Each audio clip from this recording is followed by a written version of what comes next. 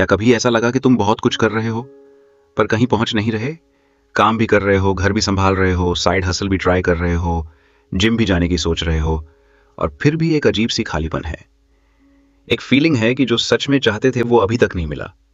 सुबह उठते हो, फोन उठाते हो, नोटिफिकेशंस देखते हो, ईमेल्स चेक करते हो, और पहले 5 मिनट में ही दिमाग पर इतना बोझ आ जाता है कि लगता है आज भी वही होगा जो कल हुआ था। एक दौड़ जो कभी खत्म नहीं होती, एक थकान जो कभी उतरती नहीं, और एक सपना जो हर रोज थोड़ा और दूर होता जाता है। आज एक ऐसी किताब की बात करेंगे जो कहती है सब कुछ छोड़ो, बस एक काम करो, और वही एक काम तुम्हारी पूरी जिंदगी बदल देगा। वो किताब है the one thing, Gary Keller और जे पापासन की वो मास्टरपीस जिसने दुनिया भर के करोड़ों लोगों की सोचने की तरीका बदल दिया। नमस्कार दोस्तों, स्वागत है आपका डिवाइन वेदांता में, जहां हम उन किताबों की गहराई में उतरते हैं जो सच में जिंदगी बदलती हैं। आज की ये वीडियो उन लोगों के लिए है जो फील करते हैं कि वो सब कुछ कर रहे हैं फिर भी कुछ नहीं हो रहा, जो हर रोज बिजी रहते हैं पर प्रोडक्टिव नहीं, जो हर रात सोने से पहले सोचते हैं आज भी वो नहीं हुआ जो होना चाहिए था। तो इस वीडियो को पूरा देखो, क्योंकि आज जो बात होने वाली है वो शायद तुमने पहले कभी इस तरह नहीं सुनी। गैरी केलर कोई मोटिवेशनल स्पीकर नहीं है जो स्टेज पर खड़े होकर बड़ी बड़ी बातें करते हों। गैरी केलर वो इंसान हैं जिन्होंने केलर विलियम्स रियल्टी खड़ी की, दुनिया की सबसे बड़ी रियल एस्टेट कंपनी जिसमें लाखों एजेंट्स काम करते हैं। और ये सब उन्होंने कैसे किया? किसी जादू से नहीं, किसी लकी ब्रेक से नहीं, बल्कि एक ऐसे सिंपल प्रिंसिपल से जो सुनने में बहुत आसान लगता है लेकिन जिसे फॉलो करना बहुत कम लोग कर पाते हैं। और वो प्रिंसिपल है हर वक्त, हर सिचुएशन में ये पूछना कि वो वन थिंग क्या है जिसे करने से बाकी सब आसान हो जाए या जरूरी ही न रहे। बस यही एक सवाल, और इसी एक सवाल ने उनकी जिंदगी बदल दी। इसी एक सवाल ने उनकी कंपनी बनाई। इसी एक सवाल ने यह किताब लिखवाई। जे पापासन, जो हार्पर कॉलिंस के एडिटर रह चुके हैं और गैरी केलर के साथ कई बेस्ट सेलर्स लिख चुके हैं, उन्होंने इस किताब में गैरी के उस सफर को बहुत खूबसूरती से शब्दों में पिरोया है। और जो निकला वो सिर्फ एक प्रोडक्टिविटी बुक नहीं है, ये एक लाइफ फिलॉसफी है। एक ऐसा नजरिया है जो तुम्हें ये समझाता है कि तुम अभी तक क्यों वहां नहीं पहुंचे जहां तुम पहुंचना चाहते थे, और किस एक बदलाव से तुम वहां पहुंच सकते हो। तो चलो शुरू करते हैं, और सबसे पहले बात करते हैं उस सबसे बड़ी झूठ की जो हम सबको बचपन से सिखाई गई है। और वो झूठ है सब कुछ इक्वली इंपॉर्टेंट होता है। हम बड़े हुए ये सोचते हुए कि जिंदगी में बैलेंस रखना जरूरी है, कि हर काम को इक्वली ध्यान देना चाहिए, कि अगर तुम्हारे पास 10 काम हैं तो तुम्हें 10 को इक्वली टाइम देना चाहिए। और इसीलिए हम टू डू लिस्ट्स बनाते हैं जिनमें 10, 20, 30 आइटम्स होते हैं, और हम सोचते हैं कि जितना ज्यादा लिस्ट उतना ज्यादा प्रोडक्टिव। लेकिन यह किताब इस पूरी सोच को एक झटके में तोड़ देती है। गैरी केलर कहते हैं कि विल्फ्रेडो परेटो नाम के एक इटालियन इकोनॉमिस्ट ने 19वीं सदी में एक बहुत जरूरी बात डिस्कवर की थी। परेटो ने नोटिस किया कि इटली में 80% जमीन सिर्फ 20% लोगों के पास है। फिर उन्होंने यही पैटर्न अपने गार्डन में देखा। 20% पॉट्स से 80% पीस आ रहे थे, और जब उन्होंने और रिसर्च की तो यही पैटर्न हर जगह मिला, बिजनेस में, नेचर में, इकोनॉमिक्स में। यही है पेरेटो प्रिंसिपल, जिसे हम 80-20 रूल भी कहते हैं। और इस रूल का मतलब है तुम्हारे 20% एक्शंस तुम्हारे 80% रिजल्ट्स प्रोड्यूस करते हैं। यानी तुम्हारी टू डू लिस्ट में जो 20 आइटम्स हैं उनमें से सिर्फ 4 आइटम्स ऐसी हैं जो सच में मैटर करती हैं। बाकी 16 आइटम्स वो सिर्फ तुम्हारा टाइम और एनर्जी वेस्ट कर रही हैं। लेकिन गैरी केलर यहां रुकते नहीं, वो इस 80-20 रूल को और आगे ले जाते हैं। वो कहते हैं उन 20% में से भी 20% निकालो, और फिर उनमें से भी। तब तक करते रहो जब तक तुम उस एक चीज तक न पहुंच जाओ जो सबसे ज्यादा मैटर करती है, जो एक काम करने से बाकी सब आसान हो जाए। और वही है तुम्हारी वन थिंग। ये सुनने में सिंपल लगता है, लेकिन इसे करना ये सच में एक बहुत बड़ा शिफ्ट है, क्योंकि हम सब ट्रेंड हैं ज्यादा करने के लिए। हम सब ये मानते हैं कि ज्यादा बिजी होना मतलब ज्यादा सक्सेसफुल होना, लेकिन ये किताब कहती है नहीं, बिजी होना और प्रोडक्टिव होना दो बिल्कुल अलग चीजें हैं। और जब तक तुम ये फर्क नहीं समझोगे, तुम चाहे कितना भी काम करो, वो रिजल्ट नहीं आएगा जो तुम चाहते हो। अब बात करते हैं उस दूसरे बड़े मिथ की जो इस किताब में बहुत पावरफुली बस्ट की गई है, और वो है मल्टीटास्किंग। हम सबको लगता है कि मल्टीटास्किंग एक स्किल है, कि जो इंसान एक साथ कई काम कर सकता है वो ज्यादा केपेबल है। इंटरव्यूज में लोग प्राउडली कहते हैं, मैं मल्टीटास्क कर सकता हूं, रेज्यूमेस पर लिखते हैं, एक्सीलेंट मल्टीटास्कर। लेकिन यह किताब कहती है, रुको, साइंस क्या कहती है? साइंस कहती है कि ह्यूमन ब्रेन लिटरली एक वक्त पे दो चीजें फोकस के साथ नहीं कर सकता। जब तुम सोचते हो कि तुम मल्टीटास्क कर रहे हो, तुम एक्चुअली टास्क स्विचिंग कर रहे हो। तुम्हारा ब्रेन एक काम से दूसरे काम पे जंप करता रहता है, और हर बार जब ये स्विच होता है तो ब्रेन को रीओरिएंट होने में टाइम लगता है। रिसर्चर्स इसे स्विचिंग कॉस्ट कहते हैं, और ये कॉस्ट बहुत बड़ी होती है। स्टडीज से पता चला है कि मल्टीटास्किंग से प्रोडक्टिविटी 40% तक कम हो जाती है। यानी जब तुम सोचते हो कि तुम डबल काम कर रहे हो, तुम एक्चुअली अपनी एफिशिएंसी आधी से भी कम कर रहे हो। और सिर्फ एफिशिएंसी ही नहीं, आईक्यू भी ड्रॉप होता है। एक स्टडी में पाया गया कि मल्टीटास्किंग करते वक्त आईक्यू उतना ड्रॉप होता है जितना रात भर ना सोने से होता है। यानी तुम मल्टीटास्क करते वक्त लिटरली कम स्मार्ट हो जाते हो। और इसके साथ साथ मिस्टेक्स बढ़ती हैं, स्ट्रेस बढ़ता है, और जो काम तुमने किया उसकी क्वालिटी बुरी तरह गिर जाती है। तो अगली बार जब कोई तुम्हें मल्टीटास्कर कहे तो ये कॉम्प्लीमेंट नहीं है, ये एक्चुअली ये कह रहा है कि तुम अपना काम अच्छे से नहीं कर रहे। गैरी केलर कहते हैं, सक्सेसफुल लोग मल्टीटास्क नहीं करते, वो एक काम करते हैं पूरे फोकस के साथ, पूरी एनर्जी के साथ, जब तक वो खत्म नहीं होता। और यही उनकी एक्स्ट्रॉर्डिनरी रिजल्ट्स का राज है। अब बात करते हैं तीसरे मिथ की, विल पावर। हम सब मानते हैं कि अगर हमारी विल पावर स्ट्रांग होती तो हम वो सब कर पाते जो हम करना चाहते हैं। हम सोचते हैं कि सक्सेसफुल लोगों की विल पावर बहुत स्ट्रांग होती है, और हम ब्लेम करते हैं अपनी वीक विल पावर को जब हम फेल होते हैं। लेकिन यह किताब एक बहुत जरूरी बात बताती है, विल पावर एक लिमिटेड रिसोर्स है। ये एक बैटरी की तरह है जो दिन की शुरुआत में फुल होती है और जैसे जैसे दिन बीतता है खर्च होती जाती है।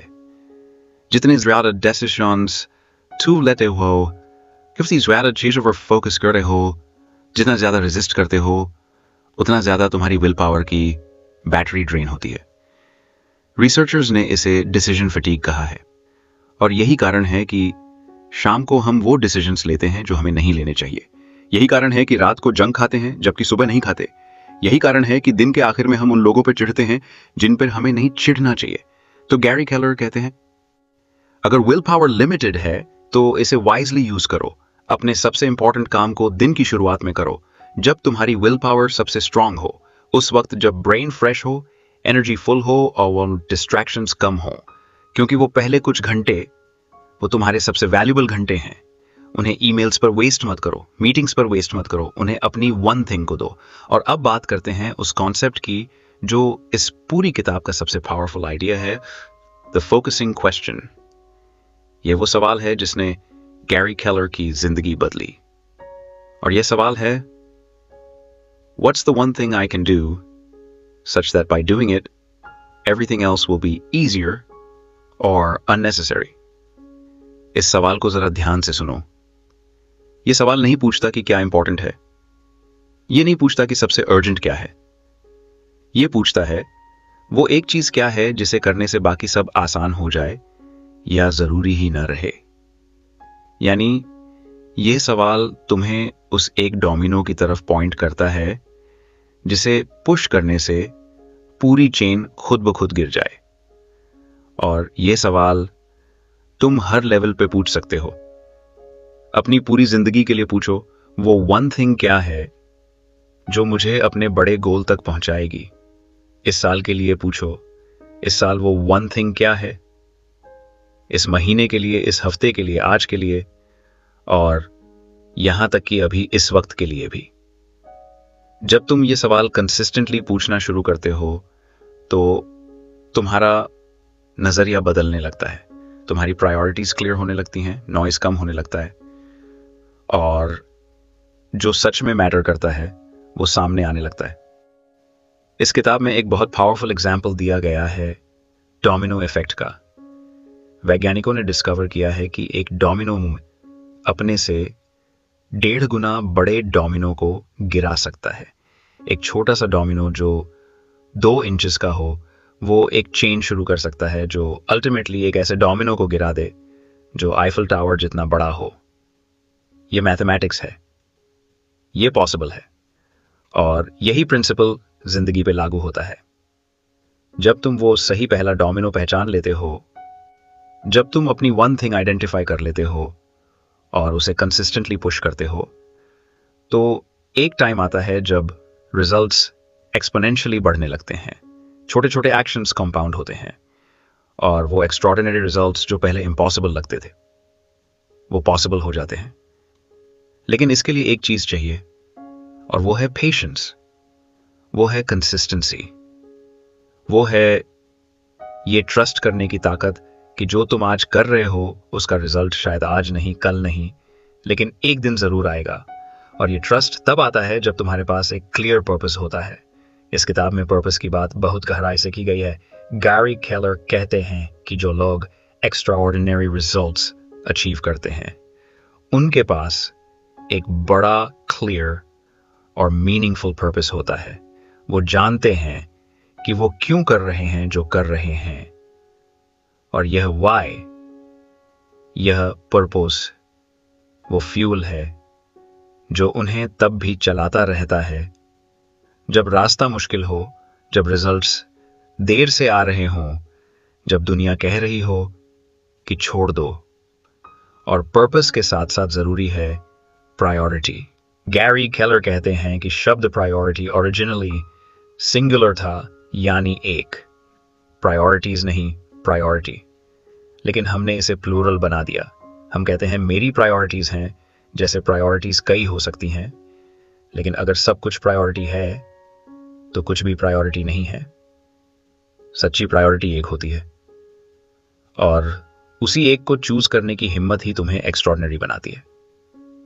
अब बात करते हैं प्रोडक्टिविटी की, और इस किताब का सबसे प्रैक्टिकल और एक्शनेबल हिस्सा यहां से शुरू होता है।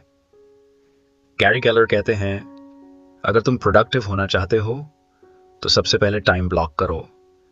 और टाइम ब्लॉकिंग का मतलब है अपने कैलेंडर में लिटरली एक ब्लॉक ऑफ टाइम रिजर्व करो जो सिर्फ और सिर्फ तुम्हारी वन थिंग के लिए हो। ये एक अपॉइंटमेंट है खुद के साथ, और ये अपॉइंटमेंट सबसे इंपॉर्टेंट अपॉइंटमेंट है। किसी मीटिंग से ज्यादा इंपॉर्टेंट, किसी फोन कॉल से ज्यादा इंपॉर्टेंट, किसी भी डिस्ट्रैक्शन से ज्यादा इंपॉर्टेंट। इस टाइम ब्लॉक के दौरान phone of, notifications of, email closed, दरवाजा बंद, और सिर्फ वो एक काम।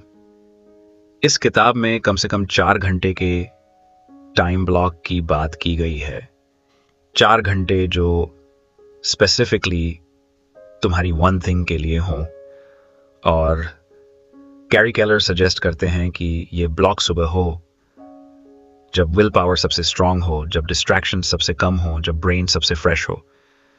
और इसके साथ साथ वो कहते हैं अपने टाइम ऑफ को भी ब्लॉक करो, यानी वेकेशन, रेस्ट, फैमिली टाइम, ये सब भी कैलेंडर में पहले जाएं, और फिर काम को उनके बीच के टाइम में फिट करो, ना कि दूसरी तरफ।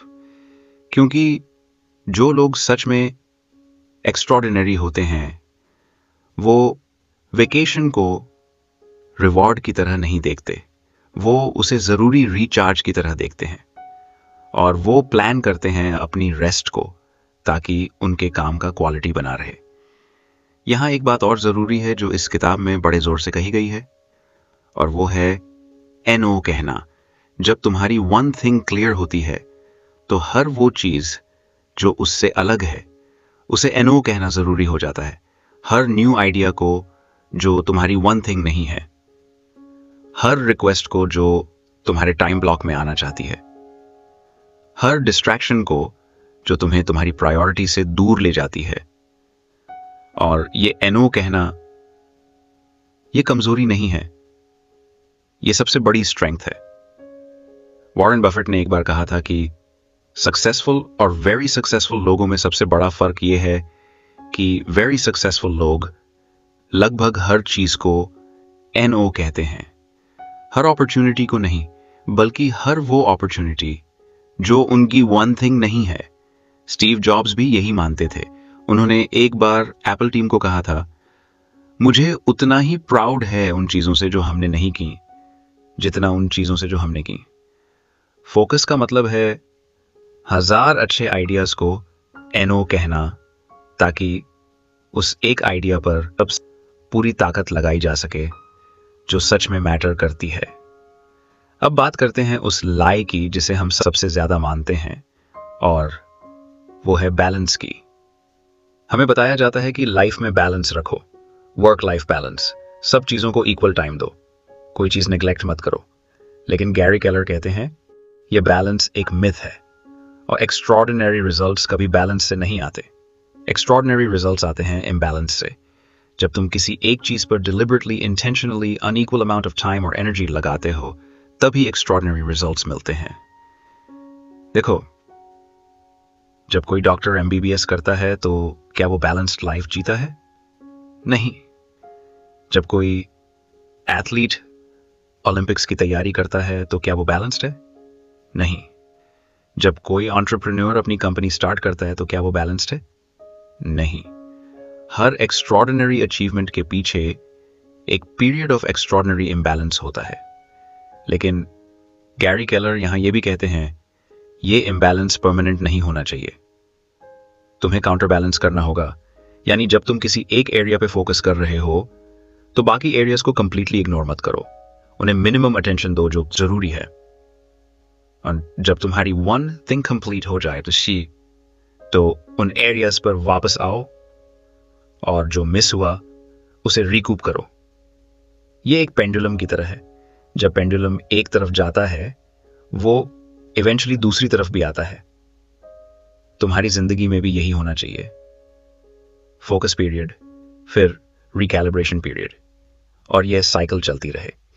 अब इस किताब में एक और बहुत जरूरी कॉन्सेप्ट है, और वो है बिग पिक्चर और स्मॉल फोकस का कॉम्बिनेशन। गैरी केलर कहते हैं, थिंक बिग, गो स्मॉल। यानी अपना विजन बड़ा रखो, लेकिन अपना फोकस छोटा रखो एक काम पर।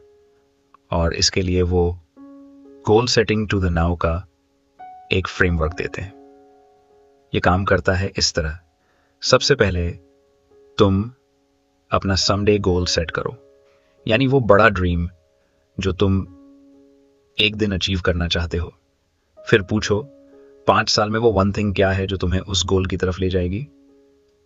फिर पूछो इस साल वो वन थिंग क्या है। फिर इस महीने, फिर इस हफ्ते, फिर आज, और फिर अभी इस वक्त। जब तुम ये चेन बना लेते हो तो तुम्हारा आज का एक्शन डायरेक्टली तुम्हारे बिगेस्ट ड्रीम से कनेक्टेड हो जाता है। और जब तुम ये कनेक्शन फील करते हो तो वो मोटिवेशन मिलती है जो किसी एक्सटर्नल सोर्स से नहीं आती, वो अंदर से आती है, और वो सबसे पावरफुल होती है। यहां एक बात और कहना जरूरी है जो इस किताब में बहुत थॉटफुली बताई गई है, और वो है हैबिट्स की पावर। गैरी केलर कहते हैं कि जब तुम किसी वन थिंग को कंसिस्टेंटली करते हो लगभग 60 से 66 दिनों तक, तो वो हैबिट बन जाती है। और जब वो हैबिट बन जाती है तो उसे करने के लिए विल पावर की जरूरत नहीं पड़ती, वो ऑटोमेटिकली होने लगती है। यानी पहले तुम्हें स्ट्रगल करना पड़ता है, पहले तुम्हें फोर्स करना पड़ता है खुद को, लेकिन कंसिस्टेंसी के साथ वो स्ट्रगल कम होती जाती है। और एक दिन आता है जब वो काम तुम्हारा सेकंड नेचर बन जाता है। जैसे सुबह उठकर दांत ब्रश करना, क्यों? तुम्हें इसके लिए सोचना नहीं पड़ता, ये ऑटोमेटिकली होता है। और यही आदत की शक्ति है। जब तुम्हारी वन थिंग हैबिट बन जाती है तो तुम्हारी जिंदगी ऑटोमेटिकली उस डायरेक्शन में चलने लगती है जो तुम चाहते थे। लेकिन इस किताब में यह भी ऑनेस्टली कहा गया है, यह जर्नी इजी नहीं होगी। रास्ते में केओस आएगा, डिस्ट्रैक्शंस आएंगे, लोग तुम्हें जज करेंगे, तुम खुद पे डाउट करोगे। ऐसे दिन आएंगे जब बिल्कुल मन नहीं करेगा, और ऐसे दिन आएंगे जब लगेगा कि यह सब बेकार है। लेकिन गैरी केलर कहते हैं यही वो मोमेंट है जब तुम्हें सबसे ज्यादा स्टिक करना है, क्योंकि एक्स्ट्रॉर्डिनरी रिजल्ट्स के रास्ते में जो सबसे बड़ी रुकावट है वो बाहर से नहीं आती, वो हमारे अंदर से आती है। वो हमारे अपने थॉट्स से आती है, हमारी ओन फियर्स से, हमारे ओन डाउट्स से। इस किताब में एनवायरनमेंट को बहुत ज्यादा महत्व दिया गया है। गैरी केलर कहते हैं अपना एनवायरनमेंट डिजाइन करो अपनी सक्सेस के लिए, यानी जो तुम्हारी वन थिंग है उसे आसान बनाओ, और जो डिस्ट्रैक्शंस हैं उन्हें मुश्किल बनाओ। अगर तुम्हारी वन थिंग है सुबह लिखना, तो रात को ही अपनी डेस्क रेडी रखो, लैपटॉप ओपन रखो, डॉक्यूमेंट रेडी रखो, ताकि सुबह उठते ही तुम्हें सोचना ना पड़े, बस बैठो और शुरू हो जाओ। इसी तरह अगर तुम्हें फोन की डिस्ट्रैक्शन से बचना है तो फोन को दूसरे कमरे में रखो। अगर तुम अनहेल्थी खाने से बचना है तो घर में वो अनहेल्थी खाना रखो ही मत। एनवायरनमेंट डिजाइन करना ये एक सुपर पावर है। जो लोग इसे समझते हैं वो खुद को बार बार मोटिवेट नहीं करते, वो अपना एनवायरनमेंट ऐसा बनाते हैं जहां सक्सेस नेचुरल हो और फेल्यूर मुश्किल हो। अब बात करते हैं एक ऐसी कॉन्सेप्ट की जो बहुत से लोगों को सरप्राइज करती है, और वो है कि गैरी केलर इस पूरी किताब में ये नहीं कह रहे कि बाकी सब चीजें मैटर नहीं करती। वो ये नहीं कह रहे कि तुम्हारी फैमिली को निग्लेक्ट करो, तुम्हारी हेल्थ को इग्नोर करो, तुम्हारे रिलेशनशिप्स को छोड़ दो। वो कह रहे हैं लाइफ के हर एरिया में एक वन थिंग है। तुम्हारी करियर में एक वन थिंग है, तुम्हारी रिलेशनशिप्स में एक वन थिंग है, तुम्हारी हेल्थ में एक वन थिंग है, तुम्हारी स्पिरिचुअलिटी में एक वन थिंग है। हर एरिया में वो एक एक्शन है जो सबसे ज्यादा मैटर करता है। और जब तुम हर एरिया में उस वन थिंग को आइडेंटिफाई करते हो और उसे कंसिस्टेंटली करते हो, तो सच में बैलेंस्ड और एक्स्ट्रॉर्डिनरी लाइफ पॉसिबल होती है। ये बैलेंस टास्क्स की इक्वालिटी से नहीं आती, यह बैलेंस इस क्लैरिटी से आती है कि हर एरिया में क्या सबसे ज्यादा मैटर करता है। इस किताब में एक बहुत दिलचस्प स्टडी का जिक्र है जिसमें पाया गया कि जो लोग अपने लाइफ में क्लियर सेंस ऑफ पर्पस रखते हैं वो ज्यादा हेल्थी होते हैं, ज्यादा खुश होते हैं और ज्यादा प्रोडक्टिव होते हैं। पर्पस सिर्फ मोटिवेशन नहीं देता, ये लिटरली हमारे ब्रेन केमिस्ट्री को बदलता है। जब हम मीनिंगफुल काम करते हैं तो ब्रेन में डोपामीन और सेरोटोनिन रिलीज होते हैं, और यही केमिकल्स हमें वो एनर्जी और सेटिस्फैक्शन देते हैं जो हम सब ढूंढते हैं। यही कारण है कि गैरी केलर कहते हैं पर्पस से बड़ा कोई मोटिवेटर नहीं है, और जब तुम्हारी वन थिंग तुम्हारे पर्पस से कनेक्टेड होती है तो वो सिर्फ एक टास्क नहीं रहती, वो तुम्हारी कॉलिंग बन जाती है। अब बात करते हैं उन कॉमन एक्सक्यूजेस की जो हम सब देते हैं और जिनका इस किताब में बहुत ऑनेस्टली जवाब दिया गया है। पहला एक्सक्यूज, मेरे पास टाइम नहीं है। गैरी केलर का जवाब, हर इंसान के पास एक दिन में 24 घंटे हैं। वॉरेन बफेट के पास भी, इलॉन मस्क के पास भी, ओबामा के पास भी। फर्क ये नहीं है कि किसके पास कितना टाइम है, फर्क ये है कि कौन उस टाइम को कैसे यूज करता है। और जब तुम टाइम ब्लॉक करना शुरू करते हो, जब तुम उस टाइम को प्रोटेक्ट करते हो, तो तुम्हें टाइम मिलता है। ये टाइम कहीं से आता नहीं, ये तुम क्रिएट करते हो प्रायोरिटीज से। दूसरा एक्सक्यूज, मैं मोटिवेटेड नहीं हूं। इस किताब का जवाब, मोटिवेशन एक फीलिंग है और फीलिंग्स आती जाती रहती हैं। डिसिप्लिन और एक्शन के साथ मोटिवेशन आती है, पहले नहीं। जब तुम शुरू करते हो तो मोमेंटम बनता है और मोमेंटम से मोटिवेशन आती है। इसलिए मोटिवेशन का इंतजार मत करो, बस शुरू करो। तीसरा एक्सक्यूज, मुझे नहीं पता मेरी वन थिंग क्या है। इस किताब का जवाब, ये डिस्कवर करने में टाइम लगता है और ये ओके है। लेकिन इसके लिए तुम्हें खुद से ऑनेस्ट होना होगा। तुम्हें अपनी वैल्यूज को जानना होगा, अपने स्ट्रेंथ्स को पहचानना होगा, उन मोमेंट्स को याद करना होगा जब तुम सबसे अलाइव फील किए थे, और उस इंटरसेक्शन पर जहां तुम्हारी स्ट्रेंथ्स, तुम्हारी वैल्यूज और दुनिया की नीड्स मिलती हैं, वहीं तुम्हारी वन थिंग है। अब एक बात जो इस किताब में बहुत ब्यूटिफुली कही गई है, और वो है कि एक्स्ट्रॉर्डिनरी लोग स्पेशल नहीं होते, वो जेनेटिकली डिफरेंट नहीं होते, वो ज्यादा टैलेंटेड नहीं होते, वो बस ज्यादा फोकस्ड होते हैं, वो बस अपनी वन थिंग पर ज्यादा कंसिस्टेंट होते हैं। और ये कंसिस्टेंसी, ये रेपिटेशन, यही वो मैजिक है जो ऑर्डिनरी को एक्स्ट्रॉर्डिनरी बना देती है। मैलकॉलम ग्लैडवेल की किताब आउटलायर्स में भी यही बात कही गई है, 10,000 घंटे के रूल के रूप में। यानी किसी भी स्किल में मास्टरी के लिए लगभग 10,000 घंटे की डेलिबरेट प्रैक्टिस चाहिए, लेकिन ये 10,000 घंटे तब पॉसिबल हैं जब तुम फोकस्ड हो, जब तुम्हारी एनर्जी बिखरी नहीं है, जब तुम एक डायरेक्शन में जा रहे हो। और यही द वन थिंग का सार है, एक डायरेक्शन, एक फोकस, एक प्रायोरिटी, और उस पर कंसिस्टेंट एक्शन। इस किताब में फियर की बात भी बहुत ओपनली की गई है। गैरी केलर कहते हैं, फेलियर का डर, जजमेंट का डर, और यह डर कि क्या होगा अगर मैंने सब कुछ एक चीज पे लगाया और वो काम नहीं आई से, यही डर हमें मीडियोक्रिटी में रखता है। यही डर हमें मल्टीपल ऑप्शंस एक्सप्लोर करने पर मजबूर करता है, ताकि अगर एक फेल हो तो दूसरा हो। लेकिन ये स्ट्रैटेजी बैकफायर करती है। जब तुम सब चीजों पे थोड़ा थोड़ा लगाते हो तो किसी पर भी इनफ नहीं लगता, और जब किसी पर भी इनफ नहीं लगता तो वो कोई भी एक्स्ट्रॉर्डिनरी नहीं होता। गैरी केलर कहते हैं, रिस्क से डरो मत, कैलकुलेटेड रिस्क लो। और जब तुमने अपनी वन थिंग आइडेंटिफाई कर ली हो, जब तुम्हारे पास क्लैरिटी हो, तो उस पर ऑल इन जाने से डरो मत, क्योंकि फोकस्ड एफर्ट से जो रिजल्ट्स आते हैं वो स्कैटर्ड एफर्ट से कभी नहीं आते। अब बात करते हैं उस कॉन्सेप्ट की जो शायद इस किताब का सबसे ओवरलुक्ड लेकिन सबसे इंपॉर्टेंट हिस्सा है, और वो है एनर्जी मैनेजमेंट। गैरी केलर कहते हैं, टाइम मैनेजमेंट काफी नहीं है, तुम्हें एनर्जी मैनेज करनी होगी। तुम्हारे पास 12 घंटे का टाइम ब्लॉक हो, लेकिन अगर तुम्हारी एनर्जी जीरो है तो कुछ नहीं होगा। इसीलिए फिजिकल हेल्थ को इस किताब में बहुत ज्यादा इंपॉर्टेंस दी गई है। नींद, एक्सरसाइज, न्यूट्रिशन, ये सब तुम्हारी वन थिंग की परफॉर्मेंस को डायरेक्टली अफेक्ट करते हैं। जब तुम अच्छा सोते हो तो ब्रेन शार्प होता है, जब तुम एक्सरसाइज करते हो तो एनर्जी बढ़ती है और फोकस बेहतर होता है। जब तू आज कार्य हो तो ब्रेन को वो फुल विल है जो जाए। ट्रिवियल नहीं है, ये तुम्हारी प्रोडक्टिविटी के फाउंडेशन है, और इसी के साथ मेंटल और इमोशनल हेल्थ भी जरूरी है।